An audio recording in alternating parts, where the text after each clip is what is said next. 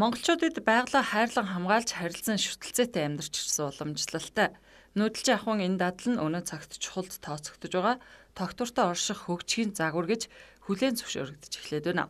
Зулмаар монголчууд уламжлалт малч ухаанаа барууны стандартчлагдсан ойлголт практикт хослуулан эзэмших нь шин цагийн монгол хүнийг тогтвортой хөгжлийн чиг хандлагын манлайлагч байх боломжийг бүрдүүлнэ гэж үзэж байна.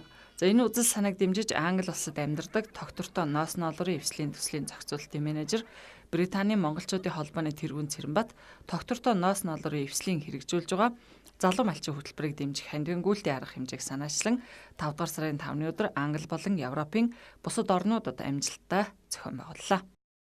Өнөөдөр бид одоо гүүгээд анхныхаа медалийг авал. Би бол анхныхаа медалийг авлаа. Бид одоо 5-10 км бүгдээрээ гүйж ирсэн. Тэгээд та бүхнийг ч гэсэн одоо дахиж гүйж энэ донешн хийж тэ хүмүүс туслаж өөрсдийнхөө эрүүл мэндэд анхаарна баха гэж итгэлтэй байна.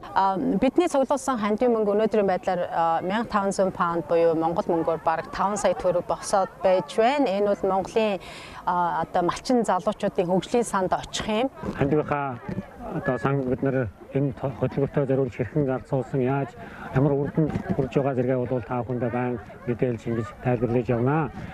За ингээд энэ гүйлтийн үйл ажиллагаагаа бид нар бас ингэж жил болгон уламжлал болгон зохион байгуулах төлөвлөгөөтэй байгаа. Энэ төсөл нь Монголын залуу малчдад тогтвортой амьдралын болон мал маллах арга ухааныг заах боловсролын хөтөлбөр бөгөөд энэ талын мэдлэг олох нь маш чухал. Учир нь экологийн тогтвортой байдал, цаг уурын өөрчлөлт гэх мэт сэдвүүд өнөөдөр дэлхийд даяар тулгамдсан асуудлууд болж бидний өдөр тутмын амьдралын салшгүй нэг хэсэг болсон. Тиймээс энэ сэдвийн хүрээнд их төсөл дэмжигдэж байгаад баяртай байна. Хоёр хүнийхээ хувьд би өнөөдөр анх удаа 5 км амжилттай гүйсэнтэй маш их сэтгэл хангалуун байна. Манай компани экологийн цэвэр их үс үрээр гаргаа авсан материалаар гоёл мөн дурсгалын зэс хийдэг. Манай компани бүтээгдэхүүнүүд тогтвортой ноос ноолрын холбоо байгуулахын үндсэн зорилготой нийцэж байгаа бөгөөд энэ гүйлтийн шагнал болж очиж байгаа нь санамсаргүй хэрэг биш юм а. Бид энэ медалийг гэр бүлээрээ урлаж өнөөдрийн энэ арга хэмжээнд оролцож байна. Сайн байна уу? Намайг Рози Мартин гэдэг. Би өнөөдөр Монгол гүйлтийн клубын гүйгчтэй хамт Ричмонд паркт гүйхээр Сомерсет мужийн Вэлс хотоос хүрэлцэн ирлээ. Хамтран гүйгчид маань маш найрсаг хүмүүс байна. Анх удаага амжилттай зохион байгуулагдсан энэхүү гүйлтийн арга хэмжээнд Европын 5 улсын 10 хотод нийтдээ 63 хүн оролцож залуу малчдыг дэмжих хандив цуглуулах үйл ажиллагаанд идэвхтэй оролцлоо. За энд мөн монголчуудаас гадна хөтөлбөрийг дэмжигч хамтран ажиллагч Британийн иргэдэж оролцжээ. Гүйлтийг зохион байгуулахад Иргэн Цэрэнбатын гэр бүл, Британи дахь монголчуудын Team Mongolia, Runners Club гүйлтийн клубын гишүүд, Британи дахь G Studio Men, Photo Studio дэмжлэг үзүүлэн ажиллажээ.